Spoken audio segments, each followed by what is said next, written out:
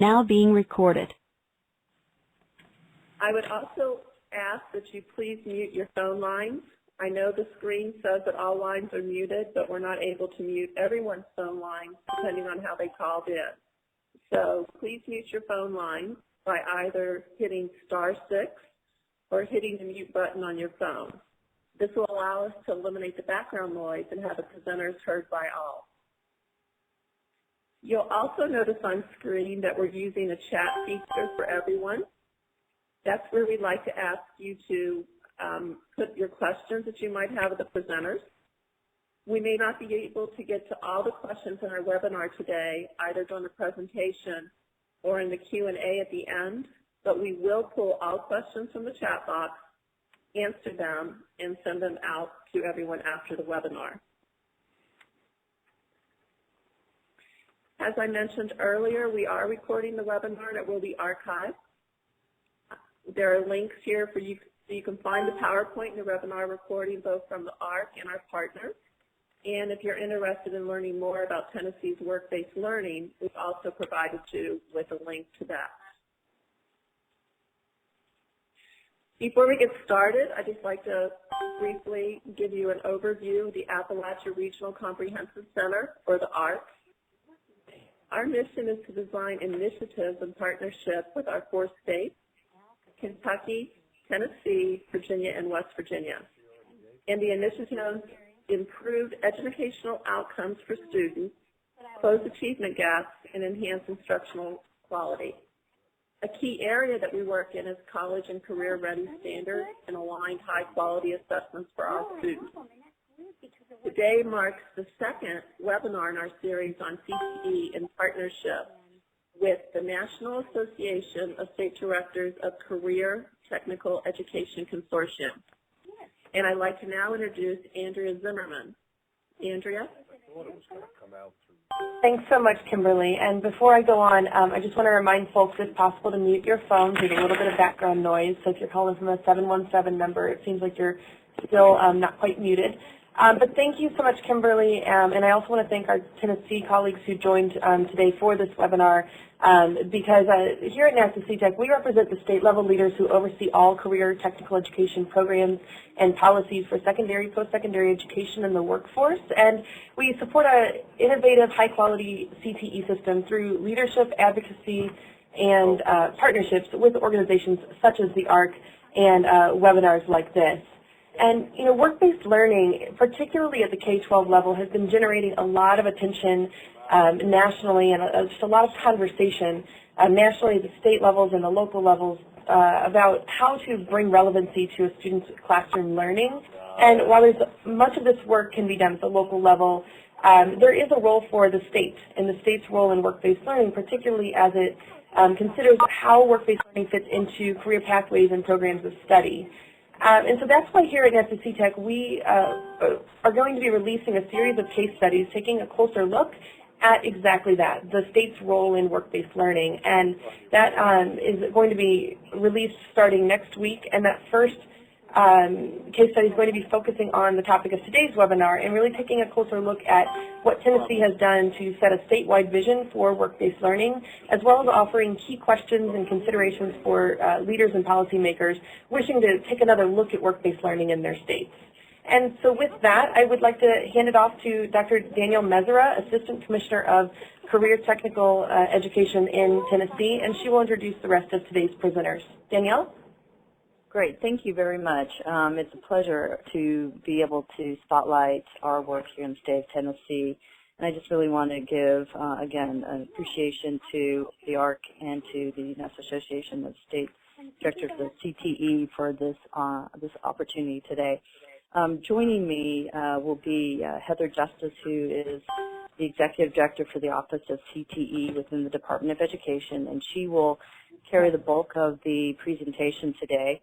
And joining us also, though, will be our CTE coordinator out of Rutherford County, one of our counties in the state of Tennessee, and that's Tyra Pilgrim.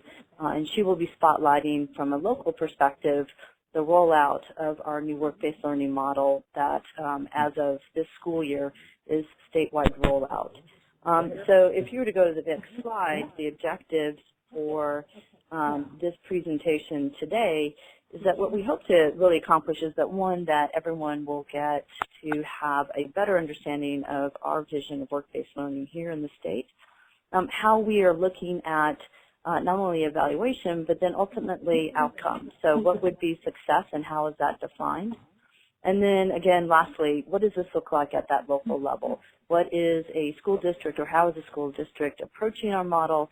And then how is that then translating into student success at that local level? So without further ado, I'm going to go ahead and turn this over to Heather Justice, who will carry us on. Yeah, oh, maybe that one. But Thanks, Danielle.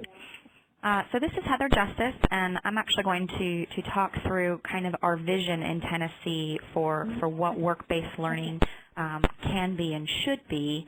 And to do that, we're really going to start with the landscape of Tennessee. And so when we started the journey to improve our work-based learning and revamp it, it was really based on our landscape, knowing that the majority of jobs will require some form of post-secondary training, and knowing that our state, as you can see on this slide, had a ways to go to match workforce needs. And so growing our workforce really begins with secondary education and those robust work-based learning experiences that we can present. And so the only way we'll get to meeting those needs of 55 to 65% having some form of post-secondary training is actually to begin in secondary education, and we think that work-based learning is a strong tie there. I will just kind of have one more reminder for people who have called in to please mute their phones. We're getting a little bit of feedback on the line right now. But you don't need this. So as part of this revamp, as we kind of walked through, one of the first things that we looked at was actually a survey done by the Brookings Institute. And this survey was designed to measure millennial preparedness. And what it actually measures here and demonstrates on this slide is the disconnect between what high school and college students define as prepared for the world of work versus what employers actually define as prepared. And so here you can see specifically inverse relations between the definition of preparedness, where work ethic, adaptability, maturity, and attitude are important to employers, as opposed to at the bottom of the slide you see kind of that direct inverse application. So for students and high school students, 19% of high school students and 15% of college students there at the bottom of the slide define preparedness for the workforce as being prepared in general. Whereas you have on the top those very specific definitions of preparedness defined by work ethic, adaptability, et cetera, being the majority of where business decision makers and corporate recruiters find themselves. So again, this kind of demonstrated the lack between high school and college students and what they define to be workforce ready versus what business decision makers and corporate recruiters actually define to be college and workforce ready. Heather, this is Kimberly. I'm sorry to interrupt you, but I just want to take a moment to make sure that everyone understands we cannot mute all phone lines. If you would please mute your own phone line, either hit *6 or hit the mute line. We're getting a lot of feedback and we're having problems hearing the presenter. Thank you again for taking a moment. Please mute your phone line. I'm sorry, Heather. Please continue. Sure.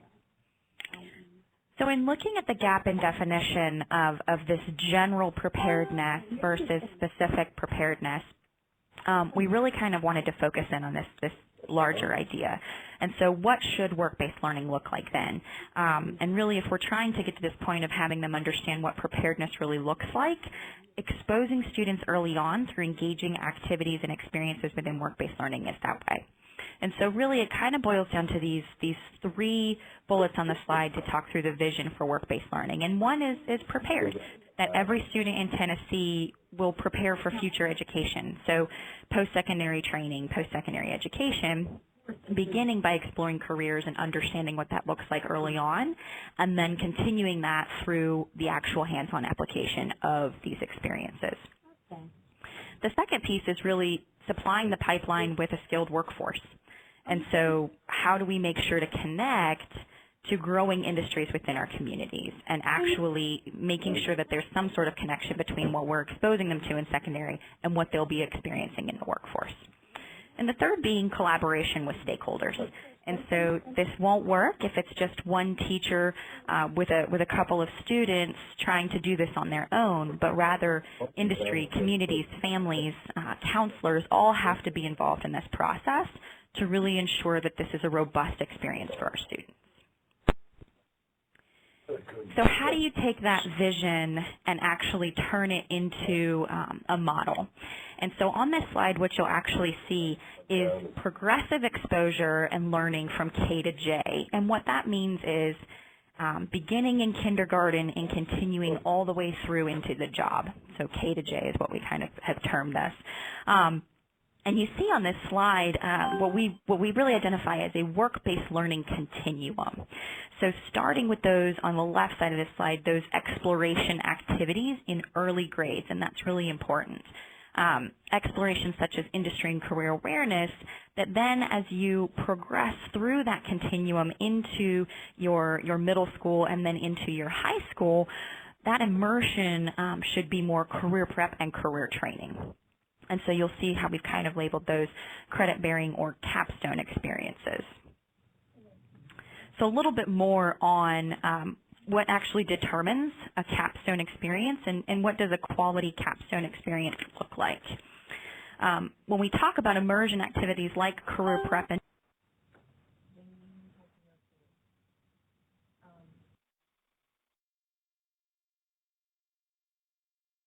self-directed, and then demonstrated via a portfolio. And so when we say cumulative, is that it is representative or a continuation of prior learning, not just an instance where a student participates in work-based learning solely to go participate in a job that has no connection to what they've been studying in high school, but that it really is an extension of what that student has learned and then how they're actually applying it within the world of work. Self-directed, meaning that the student is the driver. And so you can see here they're guiding their own experiences and they're expressing their own learning, kind of using those critical thinking and problem-solving skills along the way. And then lastly, if this truly is a robust work-based learning experience and a capstone, then you're going to want a demonstration. What is the evidence that the student is actually learning and immersed in this information? And so that portfolio can then take shape to be that evidence and the demonstration of that knowledge and skills the student is applying. So moving from our vision and what that model looks like to ensuring success, we had a couple of steps to take. And so what we really did was started through an assessment of what work-based learning had been in the past. There were several different stigmas attached to it, and so we wanted to know what is work-based learning to you, what works, and what doesn't work in the model that it had been in Tennessee. And so there you can see in the first part of this slide, we had surveys and focus groups, 437 survey response from CTE directors, counselors, work-based learning coordinators, who are our individuals who actually oversee the placement of students in work-based learning. And we had 225 focus group participants, including more than 75 industry partners. So here we actually went around the state and convened different stakeholders to get their feedback. What did they think a robust work-based learning experience was, and what were their frustrations with the current system? So after that, we really moved into the development phase of new policies and standards. We revised our state board policies and rules. We also revised what we have now as a work-based learning policy manual, and then developed a more robust set of work-based learning course standards. So if this truly is a credit-bearing course, then what are those standards, those knowledge and skills that we want our students to be held accountable for? And then from there, what we wanted to do was we wanted to pilot this before implementing. And so you'll hear Tyra Pilgrim from Rutherford talk more about that here in a minute on what that looked like. But we really went out and sought a variety of different districts to pilot this new work-based learning model for us. And so you can see there Anderson County, Clarksville, Montgomery, Gibson Special, Moore, and Rutherford. And why those were selected was because they were each in different grand divisions of our state, so that we had representation statewide, and we also had representation from urban, rural, suburban, et cetera. And that was really important to us in the pilot, to make sure that this was not a one-size-fits-all model, but there was adaptability and flexibility within. The most important piece to this was, as we completed the pilot and the pilot participants had feedback and there were adjustments made, is that we then provided really robust professional development to those who were actually going to be implementing this in the next school year. And so as you're looking through this professional development, we established a work-based learning leadership council of expert trainers and practitioners to assist us in this in each region of the state. We actually went through and did certification training in every grand division of the state, utilizing our work-based learning leadership council members to help train those teachers on these new work-based learning policies. What does this continuum look like? What does this model look like in a classroom? And then we went one step further and said it's not enough to train everybody once, but how do we provide an ongoing system of support for work-based learning? And so we established regional professional learning communities, specifically around work-based learning, to promote that continuous improvement in every region. And those work-based learning professional learning communities are led by our work-based learning leadership council members, along with Tennessee Department of Education staff. And then lastly, creating those work-based learning resources. So making sure that we had an implementation guide and a robust toolbox. So how do you have those conversations with industry? How do you look at placing students within industry that's aligned to their prior learning and providing those tools and resources? One of the most important ones being a 21st century skill checklist. So how do you look at how you're building those 21st century and employability skills from the front end and then continuing that growth through the end of that work-based learning experience for those students?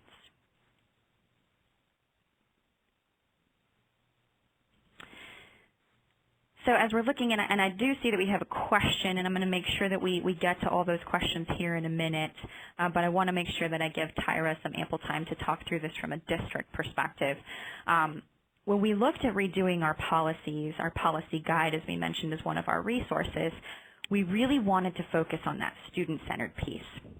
And so that student-centered piece started with rigorous learning expectations, so the revision of those core standards, and what that looks like from an actual classroom and school perspective in terms of student placement, providing that local accountability and flexibility, which you kind of heard me talk about earlier, in the coordination and planning of those work-based learning experiences, and then an actual Pathways Tennessee approach to regional alignment.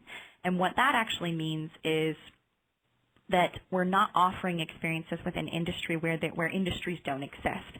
Because we know, one, that makes the placement of students incredibly difficult, but that if the student truly is being prepared for the workforce, then what are those regional opportunities that we have to connect that student to that world of work? So what does this look like when we really dig into adaptability and flexibility? One of the biggest things that this does, actually, where we focused a lot of our attention in this revision, was the oversight of work-based learning in the classroom. And so in this example, what we call boots on the ground, in the old way, you had an automotive teacher. And these students actually had to be specifically assigned to a teacher who taught that specific content. So if you wanted to offer work-based learning, they had to specifically be assigned to the automotive teacher, and then that automotive teacher would then hold that placement for the students and have that responsibility for those students. And you maybe had 2 students who were going to actually participate in a work-based learning experience within automotive. The same for information technology, maybe 3 students who wanted to participate in a very IT-focused work-based learning experience, and that IT teacher would have to oversee those 3 students. Same with engineering, and then same actually in general education courses. What we actually decided here was this caused a lot of scheduling issues for our high schools. And so if you had 3 teachers who were overseeing a very small amount of students, they had to have a whole class period for release at the end of the day to go and be able to go and view these students in the workplace. So checking in on these placements, ensuring that these were high quality. And what we saw was, one, that causes a human capital issue and a big scheduling issue. And so what we actually did with our work-based learning career practicum, which is what we call our work-based learning course. So when we talked about revising our course standards, we called this our work-based learning career practicum. We made the work-based learning coordinator able to oversee all of those placements. So instead of an individual teacher having to oversee those placements, what you actually have here is one work-based learning coordinator who facilitates all of the work-based learning logistics and reflection, including the majority of any class time that actually happens. They can also oversee general education placements. So say you have students who are really interested, who are English students who are really interested in journalism and they want to get them into a more work-based learning experience in journalism and broadcasting, then those students could also be overseen by the same work-based learning coordinator. The important part here, though, is that this is a relationship between the work-based learning coordinator and that teacher who oversees that content within the classroom.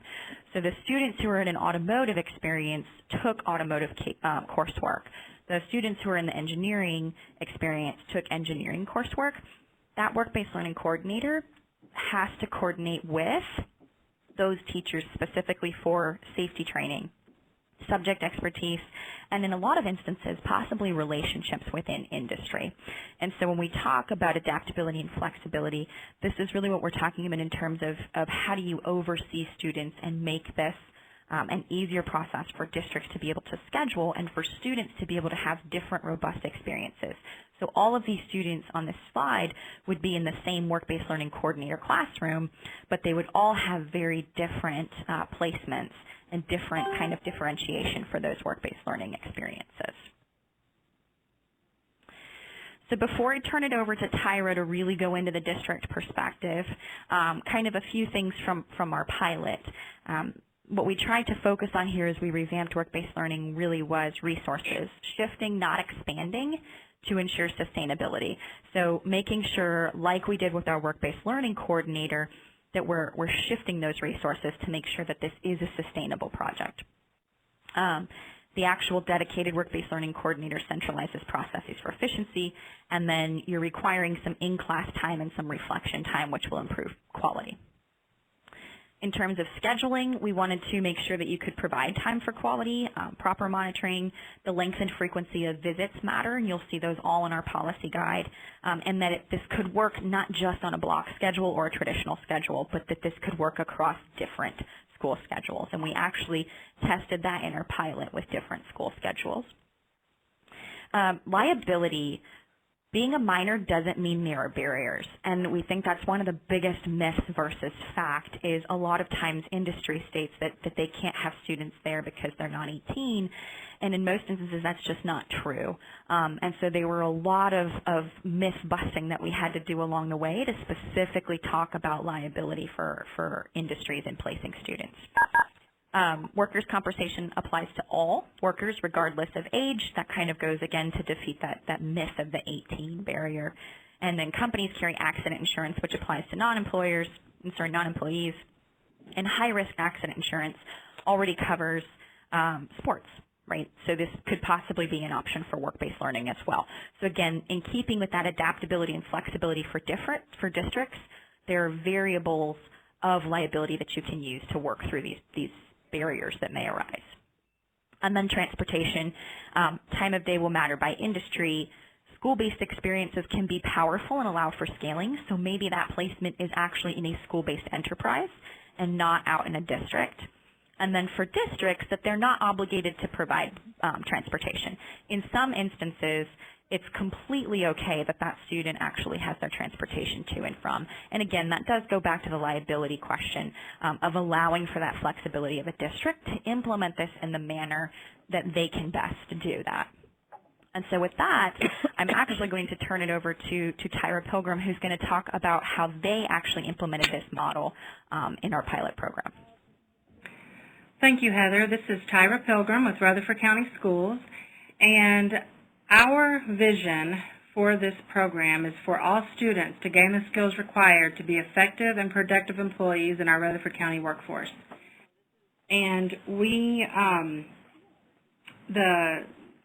our practical approach that we took, we had implemented the old co-op, which I'm sure all of you are familiar with. And we had been doing that for years. And I was actually a classroom teacher and was a work-based learning coordinator for that entire time.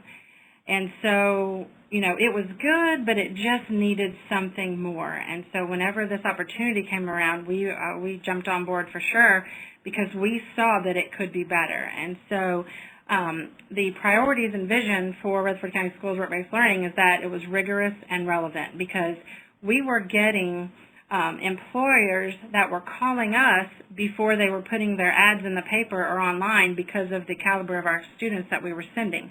And so we knew that we were doing some things well, but we knew that we could probably do it even better. And so, you know, as easy as training our work-based learning coordinators and supervising placements, the work-based learning, to become a work-based learning coordinator, there's a 2-day training that the teachers have to go through, and there's like some you know, pre-work and post-work that they do, and then we have you know, other regional trainings that they do. But in Rutherford County, we made sure that all of our programs are aligned with the new requirements. And so the teachers came up with, using the you know, the requirements of the State Department, they came up with pacing guides, or kind of like the scope and sequence, and all of our programs are using it. So what this did is it made it a meaningful learning experience for our students, teachers, and our industry partners, because we can't forget them. Sometimes they are forgotten. But the approach that we took is that, again, all of our coordinators have been trained using the new strategies and requirements. And so in addition to what is required of them from the State Department, we also have monthly professional learning community meetings for them to get together, to where they can plan and they can say, hey, you know what, I'm having this problem with this kid, or we've done this thing really good, you know, and so they share, which is what a PLC is about. And so we have required that they have a monthly meeting for that. And then the teachers and I meet with our industry partners in the Rutherford County Chamber of Commerce to show the rigor and relevance, and to get more places of employment on board. And so we have been very fortunate in, you know, once the word gets out, so many people are wanting to help us out. We also have implemented an application process for our students, because it is not just a, you know, oh, I want to get out of class or out of school early anymore. They have you know, requirements that they have to do. And so the application process that we have is that they have to have 2 teacher recommendations, one of their CTE teacher and one of a general ed teacher. They have to have low absenteeism, low tardies, you know, just some of those things that are in the work world that we know that are very important, that employers, you know, they definitely have to have. And so in the application process, they also have interviews with the teacher that will be their work-based learning coordinator. And so by having these things in place, it has, you know, kept up the integrity of the program. And because it is a reflection of their school, the teacher, the school district, you know, I mean, so we want to make sure that we have the right kids in the right place. That doesn't mean they have to have the highest grade in the world. It just means that they have to, you know, make sure that they are doing what they need to be doing at a, you know, at the school level. We also make sure that the teacher checks their progress in school, to where if they're failing a class, they're on probation. If they fail 2 classes, they're out of the co-op or the work-based learning program, because they need to focus on school rather than, you know, leaving. So, you know, that's, you know, kind of the things, some of the things that happen with the application process. Now, when it comes to the actual, you know, what do they do each week? We have the students, we require that the students are in their classroom with their work-based learning coordinator 1 class period a week. And what that does, as Heather said before, you know, they have auto teachers, IT teachers, you know, ag teachers, all of this. And so the work-based learning coordinator, the problem that we were having before we implemented this is they would never see the kids unless they were on the job site, and so that relationship was not built. And so now, with them being in a class period with the work-based learning coordinator every week, that allows the relationship to build. So they work on their portfolio. They have, the way we have it here is we have it broken down into 4 modules because we're on 9-week sessions. And so, you know, like Module 1 could be about safety and about the career possibilities, you know, writing resume, all of these things. And so my teachers have come up with this, and, you know, so that's something that they work on during that class period. Students also keep a daily work log of hours and pay throughout the school year. So, you know, unfortunately we tell them that paperwork is life, and so they need to go ahead and get ready for it. So they have to bring in their paycheck stubs, and, you know, I don't know how many times I've had teachers tell me that they have found where their student has been underpaid for some reason or another, and so, you know, they always like getting all of their money, and it was just truly a glitch in their system. But we also teach them, as a part of this, the importance of soft skills, interviewing skills, resume skills, and communication skills, because a lot of our employers were saying that the kids, you know, all they do is they want to be on that cell phone. They're always looking down. So those are the type of things that in that class time the teachers are addressing so we can better prepare our students for the workforce. Some of our district strengths that we have multiple opportunities for employment. We're one of the fastest growing counties in the state of Tennessee, and we just keep growing and growing, and we'll probably end up having to put in another high school in the next year or two. So it's just, we're really growing, so that is awesome.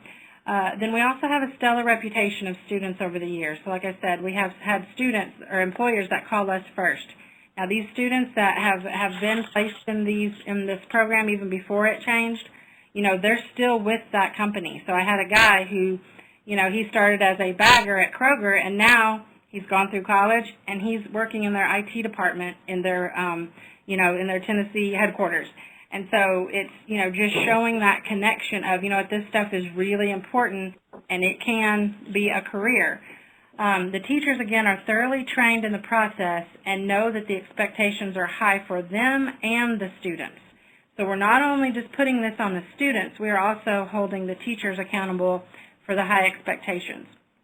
And then we have full support of our programs from our superintendent and our school board, which is very, very important. They see the rigor and the relevance of training our students to succeed in the work world. And so we are very fortunate that we have the full support of our school board, and they are always asking me, what can we do? Is there anything else we can do? How can we help? Which is very, it's a very exciting thing to happen. Then the Rutherford County Chamber of Commerce Workforce Development also supports and assists in finding placement opportunities. So they are a big player in what we do as well because of the connection that they have with the business. And so we have their backing whenever we go into a business and say, hey, will you take a student in your program, you know, in your company, because if, you know, let's say that they were in a marketing and a business program of study. They will have had 3 years of a business marketing program to where whenever they get to that 4th year, they could do a work-based learning and actually go into the business. And so it's, you know, they're able to use the skills that they've learned those 3 years and use it for that business.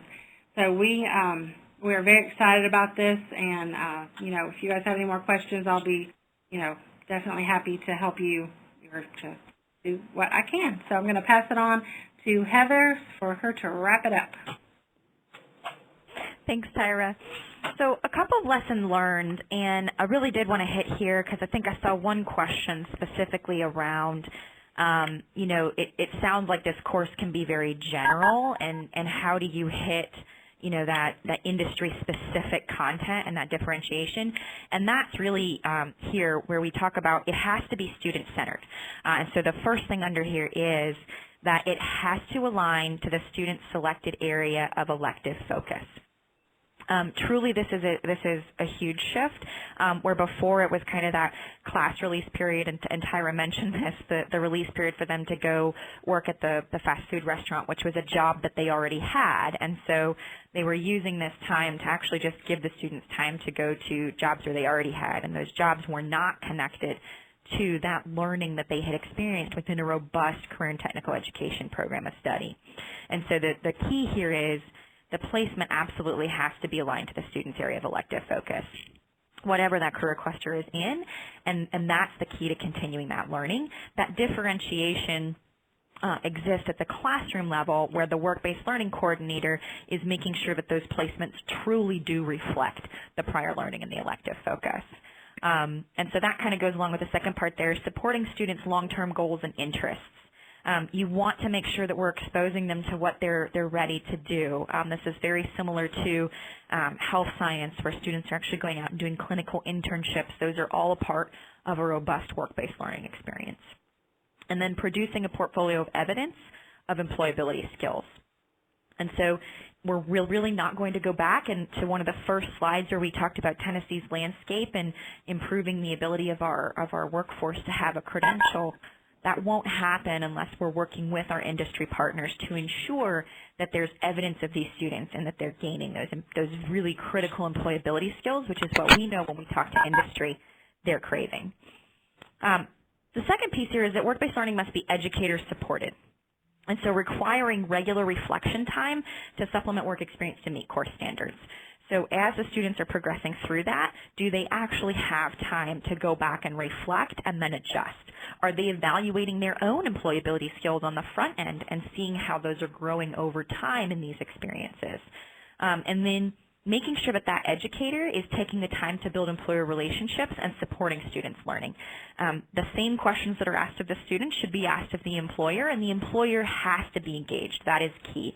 This isn't all teacher-student focused and then the employer has no part. The employer has a huge role to play in the development of this student in this experience, and that has to be an open line of communications back and forth. And so that goes to the next point, which is it has to be community aligned. So making sure that we're providing aspects to access to high-demand, high-wage careers, and ensuring that community ownership and collaboration, which I was just talking about, that there is a large role for the industry to play. To Tyra's point, how their chamber actually assists in the placing of students. And so that actually concludes the main part of our presentation. We've placed our website up here. I do know in the chat box, some of you asked for our resources, and we did provide the website where you can see our policy guide, our work-based learning toolbox. Please check that out. Like I said, it has that skills rubric where you can assess the employability skills along the way. It also has some really helpful communication tools in terms of reaching out to industry to start those placements. I will say that in the Contact Us, Chelsea Parker is actually our Executive Director of Work-Based Learning. She was unable to join us today, but any questions that you have that are very specific about work-based learning, she can actually answer those, and so that's her contact information up on the screen. But at this time, I think I'm actually going to turn it back to our moderators to possibly open up a Q&A. Great. Thank you, Heather. This is Kimberly, and we are now going to move to the question and answers. And as we said, we've been keeping track of them in the chat box. And so I'm going to let Andrea facilitate this part. And if you have other questions, please feel free to type them in the chat box. Andrea? All right, thanks so much. Yes, and I want to thank everyone for sending along their questions, and some of them are getting answered, but I think we'll probably go back over some of those as well, just to make sure we hit as much as we can. We have about 20 minutes for questions, so if you still have questions, keep them coming, please. So Heather, if you can kind of take this first set of questions, there are, I guess first one we'll start with, you had kept mentioning elective courses, and there was a question about, are these equivalent to CTE courses, and is there a difference there?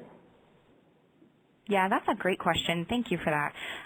So actually what we did when we expanded this, which makes us a little different, we think work-based learning applies to all students, not just CTE students. So when I do talk about electives, CTE in Tennessee is obviously a huge way that we fulfill our elective focus. Being the executive director of career and technical education, obviously I'm a little biased there. However, we also know that an elective could be that that student is actually in a fine arts elective focus, and they would want to participate in a robust work-based learning experience at an art gallery. Or the same could be said for general education courses, where if a student is really into, say, an advanced math pathway and they want to continue on that math learning, that would also be an appropriate work-based learning placement that they would oversee. And the work-based learning coordinator can oversee all of those different placements within that one setting, but that placement is very differentiated. So I'm hoping that's answering that question of when we talk about electives, I use the term elective a lot because I really did mean career and technical education courses as well as fine arts, music, band, et cetera, and then also general education courses. Great. And so you talked about placement, and we've got a question about kind of the grade at which students can do the off-site work-based learning experiences. Is that prior to 12th grade, only 12th grade, et cetera? Yeah, I'll actually answer this, and then I'll kick it back to Tyra to expand a little bit upon based off of how they specifically looked at it. But we actually say that it needs to be the third or fourth course within a program of study. So whether that is a CTE program of study, I'll speak to that because it's the one that I obviously am most comfortable with. So as a student is progressing through, say, an automotive program of study, then in that junior or senior year are appropriate times for that placement because the students had those two foundational levels of that coursework already. And that's kind of the crux of the key being this industry specific is that that placement has to be tied to that student's specific career path and for CTE within that program of study that they're in. So we allow for either juniors or seniors to take place in that. And I'll have Tyra actually talk a little bit more, if you can, Tyra, about how you identified student placements and then the requirements, too, I know you touched upon, for students to actually be in a work-based learning placement. Thank you, Heather. Yes, what we have done in Rutherford County is we allow our seniors to actually participate in the off-campus, work, the positions at work. And so what we have done this year, we have implemented an in-class, a school-based offering to where they are able to either work in the school store, they can work in the greenhouse, and to where some of those, the CTE courses that actually, there's a plant sale and there's, having to keep the thing, things like that, still learning the, 21st century skills, the safety, all of the things of professional learning plan, they're also, they're still at school. And so then in the 12th grade year, we allow them to go ahead and go off campus. It is, like I said, an application process. And so, it couldn't just be, a kid that has taken, ag science is not going to be able to go the next year and then go into, the workforce. They're going to have to, it is a capstone experience. And so it is a progression to where even in our health science, it's open doors to where, they go through the 3 years, they understand about HIPAA, they understand about all of the rules that, are in the healthcare industry to where whenever they get to their clinical experience, they're able to, definitely be utilized by the business, to actually help, and to work. So that's kind of the way that we do it. But, the thing that I love about this whole program is they gave us the rules, the framework, but then they have let us kind of make it work for our own system. And so, I was in the pilot for this, as she said, and so we were able to, sometimes we would come to the table and we're like, oh my goodness, what were we thinking?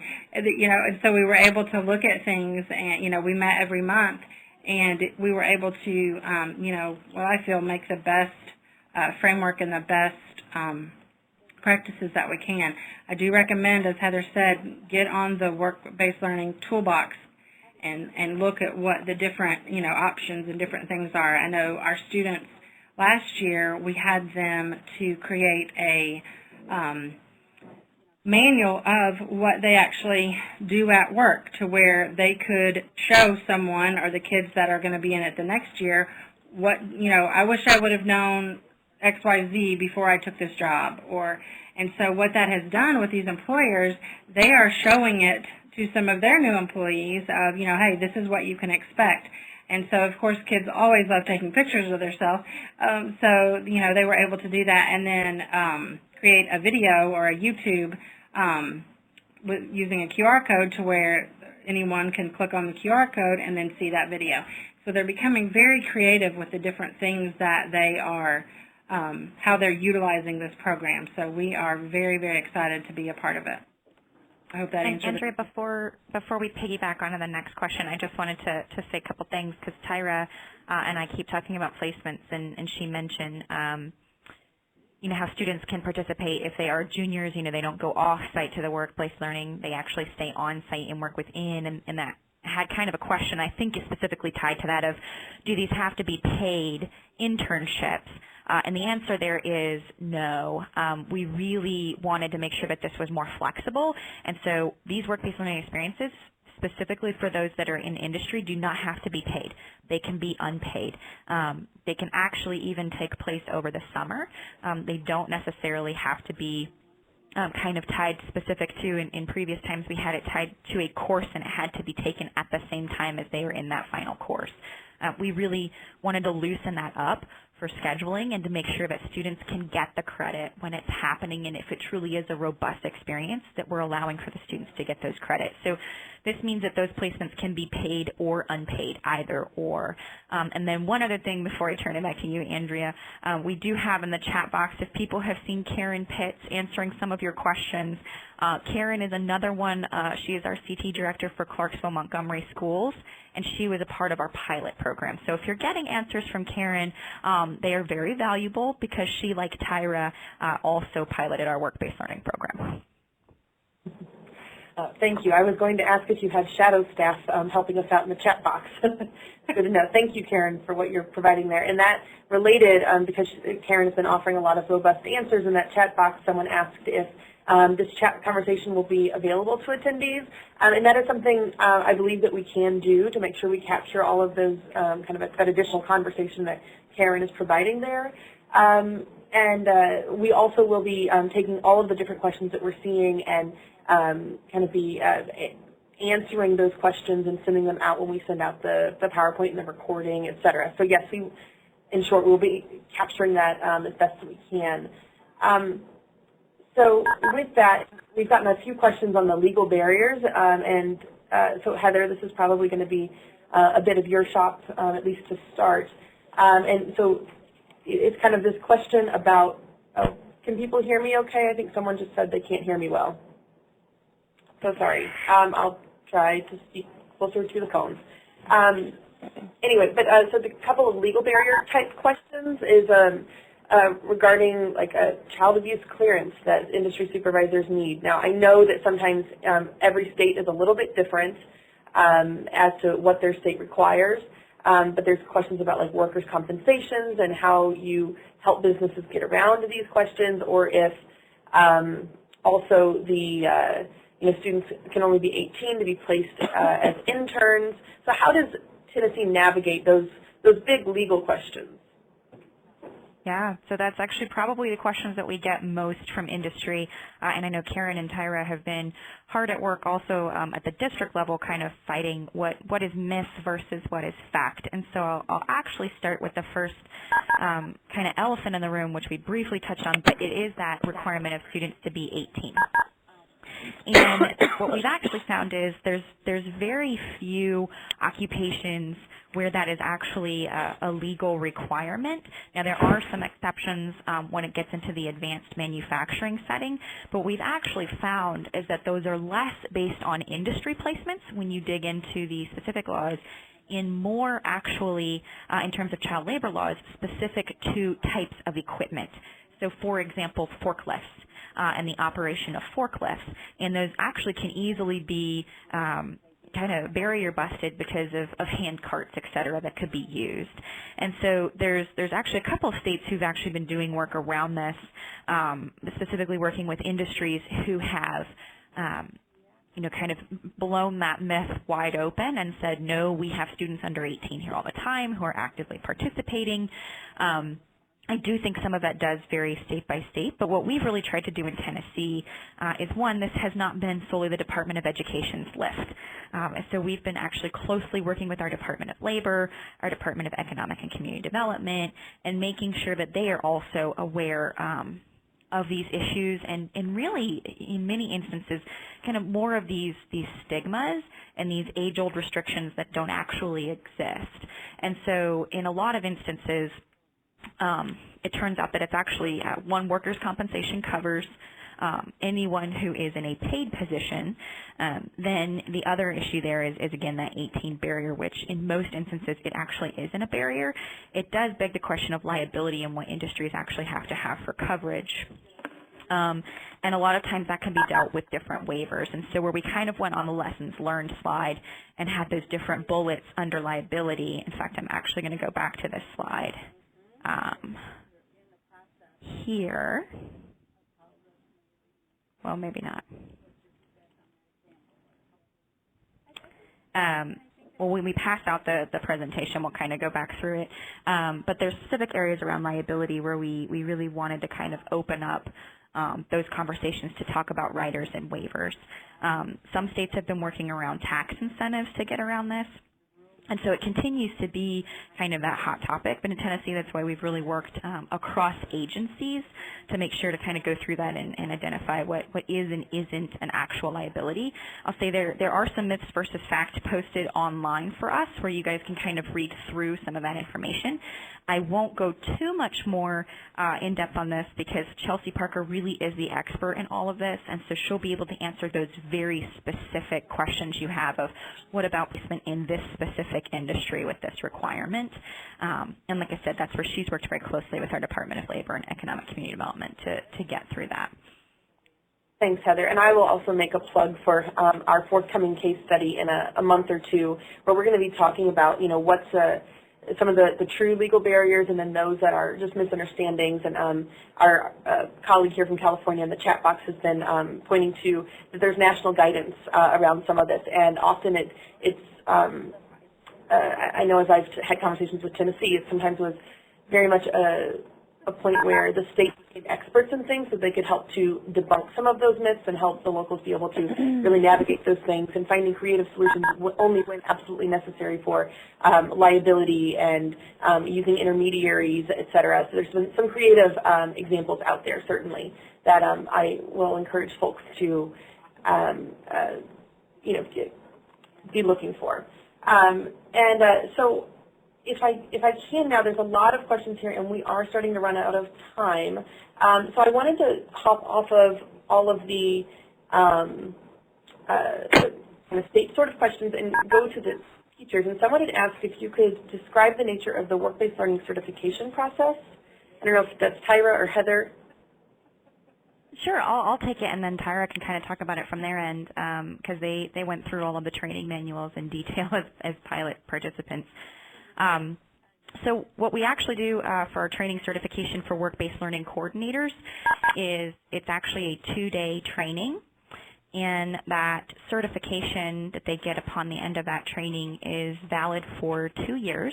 However, if they participate in our regional professional learning communities, so we talked about when we were offering professional development, making sure they had regional support, they have almost monthly, not quite every month, but almost every month, regional professional learning communities specific for work-based learning coordinators. And what those communities do is they break down our implementation guide for work-based learning and go into deeper detail and then talk about best practices and barriers at a regional level to kind of overcome those barriers. And so if a person already has attended the training for work-based learning, holds that work-based learning certification, if they attend at least 4 of our monthly PLC sessions, they will automatically be recertified because they're continuing to get that content at a regional level among work-based learning coordinators. And again, those professional learning communities are driven by the members of our Work-Based Learning Leadership Council, so they're actually learning from people who are actually implementing it alongside with them. And what that training kind of covers, and again, a lot of this is actually in the resources online, so you should have access to all of this, are the different areas of the Work-Based Learning Implementation Guide. So everything from liability to actual implementation of the work-based learning model, placements, what that actually looks like when you structure it in class time. And I'm actually going to turn it over to Tyra to talk a little more about that and kind of her experience with it. Thank you, Heather. Yes, our teachers either have gone through the 2-day training, or we are starting the 4, the PLCs, the regional PLCs. But my teachers that went through the pilot were already trained and their certification is, you know, good for 2 years, but they are going to these sessions just to, you know, make sure that they are up, you know, on the newest information, but then to also help mentor the teachers who this is their first time doing it the new way.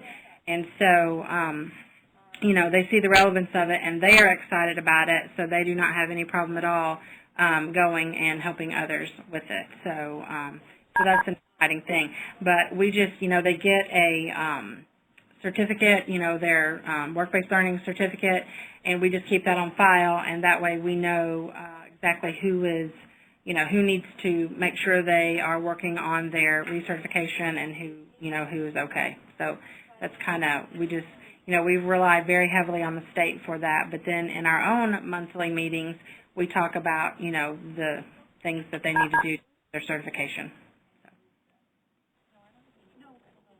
All right. Well, thank you both so much for answering all of these questions. And again, there's a lot more questions that we never got to, so we're going to be kind of answering those and pushing them back out to everyone who's on the line and those who weren't able to join us today. So with that, I'd like to pass it back to Kimberly at ARC to wrap up and give some thanks to our presenters. Great. Thank you, Andrea. And again, I want to thank you all for participating in the webinar.